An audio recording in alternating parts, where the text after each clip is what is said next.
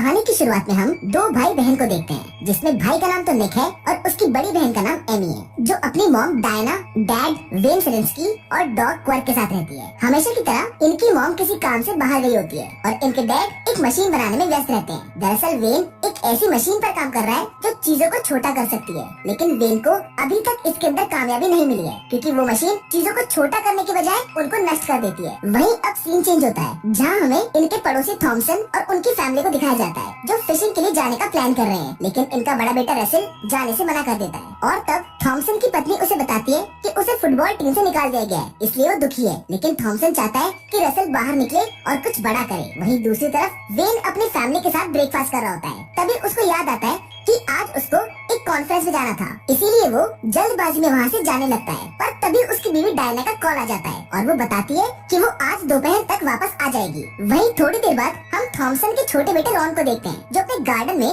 Baseball खेल रहा होता है। तभी वो एक ऐसा शॉट मारता है कि बॉल सीधा जाकर उस मशीन में लगती है, जिससे वो मशीन चालू हो जाती है और अपने आप से उस कमरे में रखी सारी चीजों को छोटा करने लगती है। मतलब अब वो मशीन बिल्कुल सही तरीके से काम कर रही थी। वहीं दूसरी तरफ रसेल रॉन को शॉट मारते हुए देख लेता है, इसलिए वो उसे बोलता है कि तुम्हें सेलेस्की की फैमिली से माफी मांगनी होगी। जहाँ निक और रॉन बॉल लेने के लिए ऊपर जाते हैं, लेकिन जैसे ही वो गेट खोलते हैं वो मशीन उन्हें छोटा कर देती है। और जब काफी समय तक वो दोनों वापस नहीं आते हैं, तो एमी और रसेल उन्हें देखने के लिए ऊपर जाते हैं, लेकिन उन्हें कमरे में कोई दिखाई नहीं देता है। और तभी उस मशीन से एक रे निकलती है जो उन दोनों को भी छोटा कर देती है। मतलब सेलेस्की फैमिली के दोनों बच्चे और थॉमसन फैमिली के दोनों बच्चे अब श्रिंक हो चुके हैं। जिसके बाद हम सेलेस्की को देखते हैं, जो उस कॉन्फ्रेंस में अपनी मशीन के बारे में बता रहा होता है, जहाँ पर कोई भी उसकी बात का विश्वास ही नहीं करता है और सब उस पर हंस रहे होते हैं, जिससे दुखी होकर वो अपने घर आ जाता है। लेकिन उसको घर में कोई नहीं मिलता है, इसलिए वो ऊपर कमरे में जाता है। वो मशीन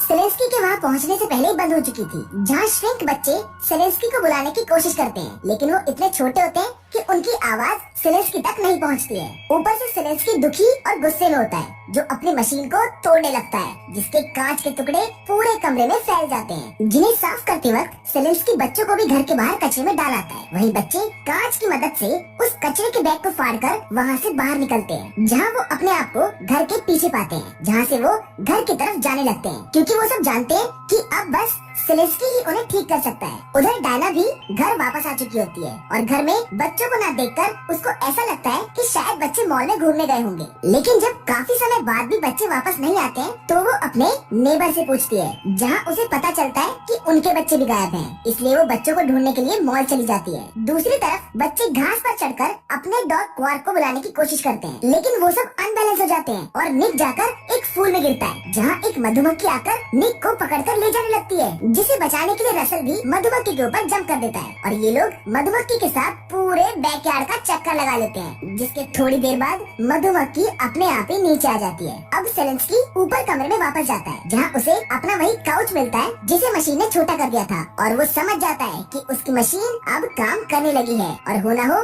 इसी ने बच्चों को भी छोटा बना दिया है। इसीलिए सेलेंस्की बैकयार्ड में बच्चों को ढूंढने लगता है, लेकिन उससे गलती से पानी का नल चालू हो जाता है, जिससे पूरे बैकयार्ड में पानी गिरने लगता है, जिससे बचते बचते रॉन और एमी एक जगह पहुंचते हैं, जहां पर रसेल और निक भी होते हैं। लेकिन तभी एमी नीचे कीचड़ में गिर जाती है, जो डूबने लगती है, जिसे बचाने के लिए रसेल भी कीचड़ में जाता है और एक हीरो की तरह वो एमी को बचाकर ले आता है। पर एमी अभी भी बेहोश होती है, इसलिए रसेल उसको सीपीआर देता है, जिसके बाद जाके एमी को होश आता है और अब ये लोग अपने आप को साफ करके वापस घर की तरफ जाने भी लगते हैं। वहीं सेलेंस्की भी अपने आप को रस्सी से बांधकर बच्चों को ढूंढ रहा होता है, ताकि उसका पैर बच्चों के ऊपर ना पड़े। जिधर दूसरी तरफ थॉमसन के पास उसका दोस्त डोनाल्ड आता है, जिन्होंने साथ में मछली पकड़ने के लिए जाने का प्लान बनाया था, और थॉमसन के $80 भी यहाँ पर जमा थे, जो अब वापस नहीं मिलने वाले थे। थॉमसन उन्हें मना करके वापस आ जाता है और अपनी वाइफ से कहता है कि मैं अब बच्चों को नहीं छोड़ूंगा, क्योंकि उनकी वजह से मेरे $80 वेस्ट हो गए। वहीं बच्चों को अब भूख लगने लगती है। तभी उन्हें रास्ते में निक का एक कुकी मिलता है, जिसको वो लोग खाने लगते हैं। ये सभी बच्चे उस कुकी को खा ही रहे होते हैं कि तभी वहाँ पर एक चींटी का बच्चा आ जाता है, जिसको देखकर पहले तो ये लोग डर के मारे छुप जाते हैं, लेकिन बाद में उस चींटी के ऊपर चढ़कर घर जाने का फैसला करते हैं। लेकिन ये जितना आसान दिख रहा था उतना था नहीं, क्योंकि ये लोग चींटी को बहुत कंट्रोल करने की कोशिश करते हैं, पर चींटी उनके कंट्रोल में नहीं आती है। जिसके बाद एमी को एक आइडिया आता है, वो उस कुकी के टुकड़े से चींटी को कंट्रोल कर लेती है। जिसके बाद ये लोग उस पर बैठकर घर की तरफ जाने लगते हैं। वहीं थॉमसन बच्चों के गुम होने की रिपोर्ट पुलिस में कर देता है, इसलिए पुलिस उनके घर पूछने आती है। पुलिस वाले उनसे कहते हैं कि कहीं आपके बच्चे घर छोड़कर भाग तो नहीं गए। ये सुनकर थॉमसन उन पर गुस्सा करता है और कहता है कि वो मेरे बच्चे हैं, वो ऐसा काम कभी नहीं करेंगे। उधर डायना भी घर वापस आ चुकी थी, जिसे सेलेस्की सारी बात बताता है। जिसके बाद ये लोग बैकयार्ड में बच्चों को ढूंढने लगते हैं। उधर बच्चे अब ये फैसला करते हैं कि वो चींटी को यहीं छोड़कर आगे बढ़ेंगे, लेकिन रॉन और चींटी की दोस्ती हो गई थी, इसलिए वो चींटी भी उनके पीछे पीछे आने लगती है। वहीं अब थॉमसन टेंशन के मारे स्मोक करने लगता है और उस सिगरेट को उसी बैकयार्ड में फेंक देता है जिधर बच्चे होते हैं, और वो सभी उस सिगरेट के टुकड़े को जलाकर रात में देखने का इंतजाम करते हैं। उधर दूसरी तरफ सेलेस्की और डायना पूरी बात थॉमसन और उसकी वाइफ को समझाने की कोशिश करते हैं, लेकिन वो लोग इनका विश्वास नहीं करते हैं और वहाँ से चले जाते हैं। उधर बच्चों को भी अब रास्ते में निक का एक खिलौना मिलता है, जिसके अंदर वो लोग रात बिताने का फैसला करते हैं। निक और रॉन एक एक होल में सो जाते हैं, लेकिन अब बस वहाँ पर एक होल बचा था, जो रसल एमी को देता है और खुद वहीं नीचे सो जाता है। एमी और रसल देर तक जाकर बातें करते हैं और यहाँ दोनों एक दूसरे के काफी क्लोज आ जाते हैं, लेकिन तभी यहाँ पर एक क्रैब इन पर अटैक कर देता है, जिससे बचने के लिए ये सब भागते हैं, लेकिन रॉन उसी होल में फंस जाता है। पर रसल और वो चींटी क्रैब का ध्यान भटका देते हैं, जितने में रॉन को वहाँ से निकलने का मौका मिल जाता है। लेकिन अब वो क्रैब चींटी पर अटैक कर देता है और चींटी को बचाने के लिए सारे बच्चे उल्टा उस क्रैब पर अटैक कर देते हैं। वो क्रैब वहाँ से चला जाता है, लेकिन चींटी को बहुत चोट लग जाती है, इसलिए वो बच नहीं पाती है। रॉन उस चींटी से काफी अटैच हो गया था, इसलिए उसे उसकी मौत का बहुत दुख होता है। जिसके बाद अब हम सेलेस्की को उसी मशीन को रिपेयर करते हुए देखते हैं, जहाँ पर निक का फ्रेंड टॉमी आकर लॉन मूवर के साथ खेलने लगता है, जिससे बचने के लिए बच्चे एक छोटी सी गुफा में जाकर छुप जाते हैं। लेकिन निक लॉन मूवर के प्रेशर की वजह से उसकी ओर खींचने लगता है। बाकी बच्चे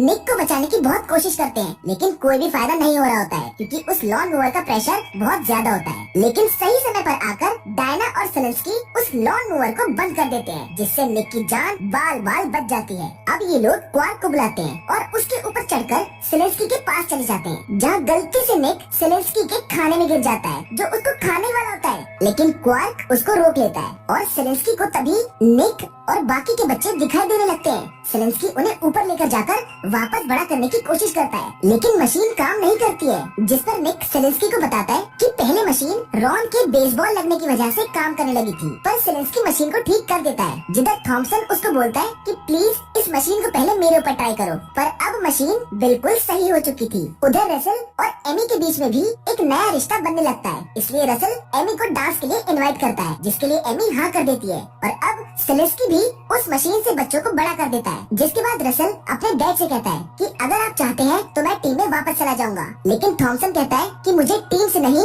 बल्कि अपने बच्चों की खुशियों से प्यार है। जिसके बाद अब कुछ समय बाद का सीन दिखाया जाता है, जहाँ सेलेस्की एक कामयाब साइंटिस्ट बन चुका है और उनके घर उसी वजह से एक पार्टी होती है। सेलेस्की फैमिली और थॉमसन फैमिली एक बार फिर से फ्रेंड्स बन चुके हैं। उधर रसल और एमी भी एक दूसरे को डेट कर रहे हैं और इसी हैप्पी एंडिंग के साथ ये कहानी यहाँ पर खत्म हो जाती है। और हम उम्मीद करते हैं कि आपको आज की कहानी पसंद आई होगी।